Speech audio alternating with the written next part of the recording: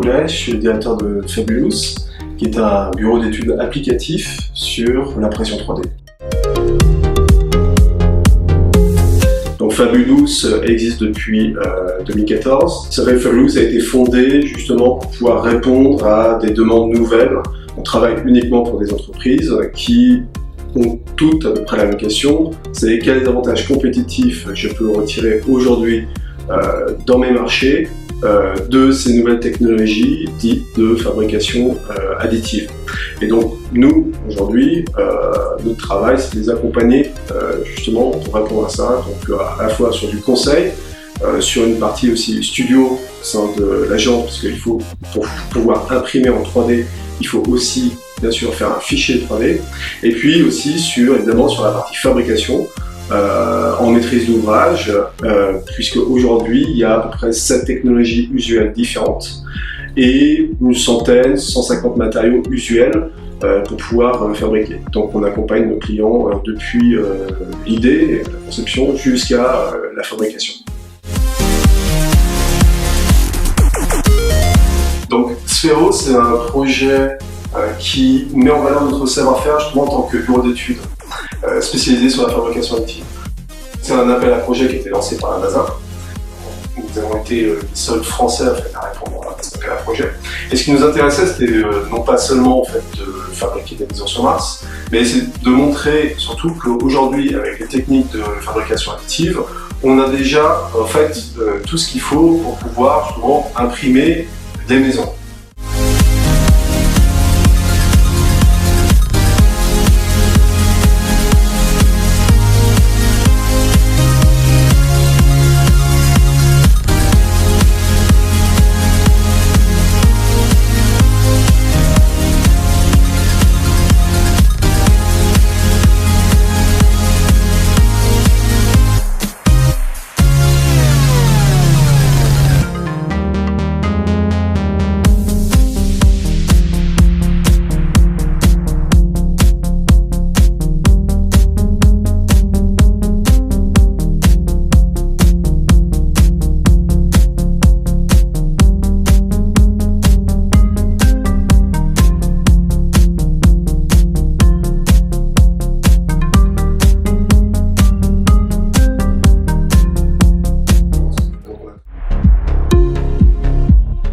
Alors, depuis 2014, depuis qu'on existe, le monde de la fabrication additive a déjà beaucoup changé.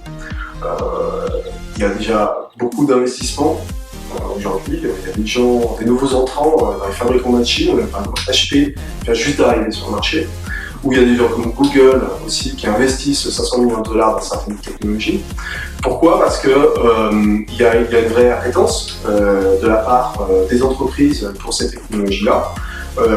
La plupart des marchés sectoriels, que ce soit dans le médical, dans la construction ou autres, sont sur des croissances de 20-25% par an.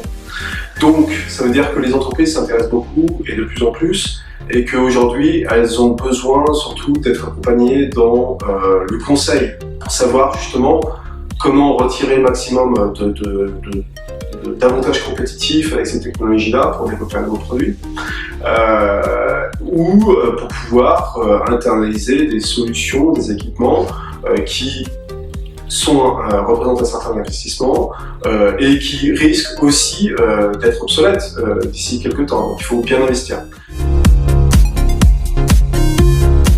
Mais les gains peuvent être importants, c'est-à-dire qu'on peut limiter par exemple les temps d'assemblage. Dans une voiture traditionnelle, on a 13 000 ou 15 000 pièces à assembler.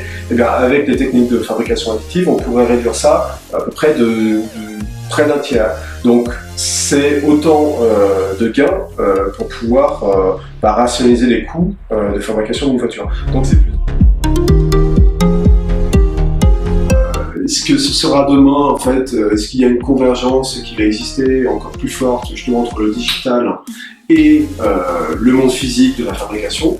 Moi je pense que oui, donc c'est pour ça qu'on garde un peu ces deux compétences, on va dire, ces deux savoir-faire, pour essayer de les faire converger.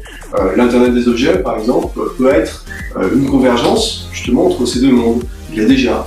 Donc voit qu'aujourd'hui, ces mondes se recoupent et que le digital, finalement, est en train d'abolir les frontières qui existent entre une interface réelle et une interface virtuelle. C'est un peu, moi je trouve, qui vient du monde du service. Je trouve que dans les industries, il y a parfois un manque justement de services, alors que toutes les briques existent. Les briques technologiques existent, mais les services n'existent pas, donc c'est assez étonnant.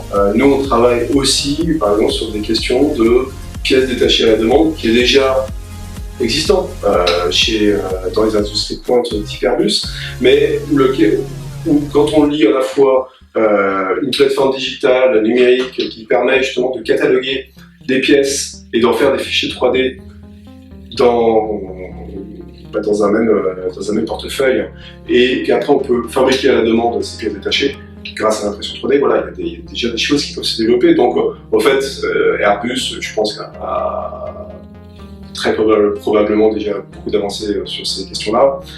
Après, c'est comment rematcher tout ça, justement, comment on arrive à remettre les briques existantes un peu à droite à gauche pour en faire un service un peu complet.